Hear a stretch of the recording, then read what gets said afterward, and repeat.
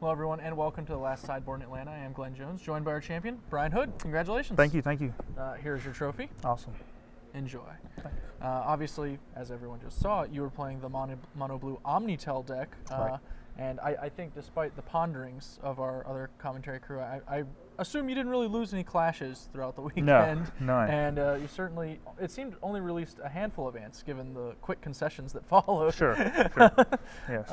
So what sold you on playing Mono Blue Omnitel in Legacy? Well, I believe that drawing cards is one of the funnest things you can do in Legacy, and that deck really does it. I mean, from the setup, the deck filtering, and then ultimately the win condition. Yeah. I mean, it's really solid deck. Once you get it going, it's really hard to stop. Yeah, I would wager that you drew more cards than anyone else in the tournament, considering you I got an would extra think 3 so. rounds on him at least. Right. So how long have you actually been playing the deck?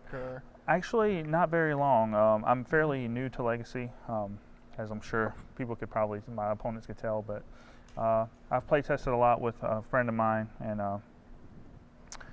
probably, I would say 3 or 4 months that I've owned the deck. So yeah, that's a reasonable amount of time to Sure. figure out all the workings and everything. Sure, this is the first time I've gotten to play it competitively. Sure.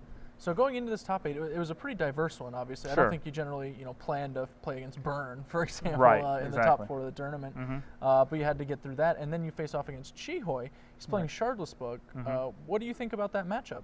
Actually, in the preceding match, I'm not sure who his opponent was, but I really didn't want to play Delver.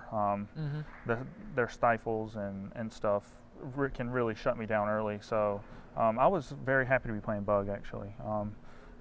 The ley lines are very strong in the matchup. Turn off the discard, which they really want in the matchup. They rely very heavily on discard too, because it's Right. one of the few things you can cascade into with a Shardless agent that you can actually cast profitably. So certainly. Leyline of Sanctity has been a really scary card against Bug for a while. We obviously got to show it off there. I have a feeling I couldn't see it because I was sitting on your side of the table, but I think we can kind of deduce what Chihoy was holding in that third game against 2 Leylines. It just couldn't get anything going. He probably kept a discard heavy hand. Right. That's what I was hoping when I went for it without the counter backup there at the end.